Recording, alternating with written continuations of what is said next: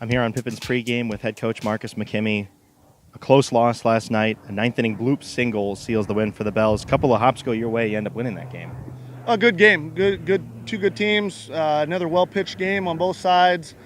We made some quality plays on defense, and we threw 5 guys that made a ton of quality pitches. Give their guy credit. Two out hit with a guy in scoring position. We were talking about it after the game. I think that's really the first game we've played in that was tied going into the ninth, or tied late in the game where it's every pitch is high intensity. Every 90 feet is humongous. And, it was a great game for our guys to play in. And unfortunately, we didn't come out on top, right? There's always going to be a winner and a loser. But for us and our progression, which we've talked a ton about, in the first half here, really important game for us to play in. Connor White, almost perfect through 3 innings. How badly did he want to go out in the fourth? Well, I would think any competitor would want to continue. We had a plan. Connor was outstanding. What's great about Connor is he gives us so many options of how to use him. It's the same thing with a utility infielder or a utility player or two-way guy, where you're kind of a victim of your own success because you really have to plan and you have to find how the corresponding pieces fit around that. Again, Connor hasn't thrown more than 2 innings for us in 2 summers. He hasn't thrown more than 2 innings, or three plus innings in any outing, honestly, in the last three years for him. So we're just careful. There's no June championships, and Connor's going to be a big piece of what we do going forward, no doubt about it. Lucas Juarez looked strong through 3 innings. Did you think he ran out of gas a little bit in that 7th inning, couple of leadoff walks there? I don't think he necessarily ran out of gas. I mean, he was outstanding for 3.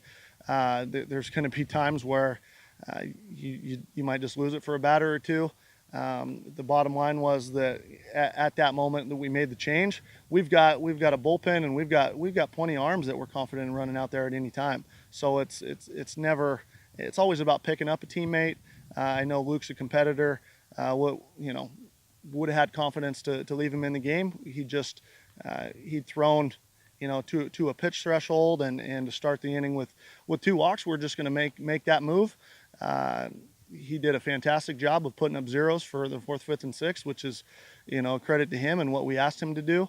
He's the first guy out of the bullpen, right? That it's kind of a badge of honor to be the first guy out and with the lead after a guy that's left with a no-hitter, right? So there's a ton of confidence in Luke, and he's just like Connor, going to play a major role in our club. And at that point, we made a decision that was best for the team. Andrew Slicner picked up a base hit, had a deep fly out to left field. It's looking like he hasn't missed a beat since missing a couple of weeks there.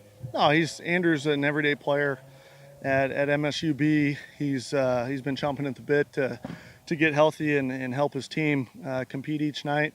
Done a great job in the 2 starts that he's got this week. Excited to get him back on the defensive side here soon. Lastly, Hunter French going again tonight. He's really progressed throughout this season. What have you been most impressed with from his development, working with him last year and throughout this year as well? Hunter's an older guy. Just very impressed with his ability to do whatever he's been asked from a role standpoint to participate. I mean, he's been a starter for us mostly this year. Done a fantastic job. It's even been highlighted more because his quality starts have been after losses, but just an outstanding teammate.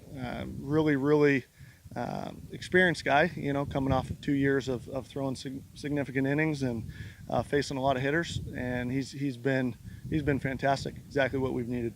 All right, Pippins look to grab the final game against the Bells. First pitch at 6:05.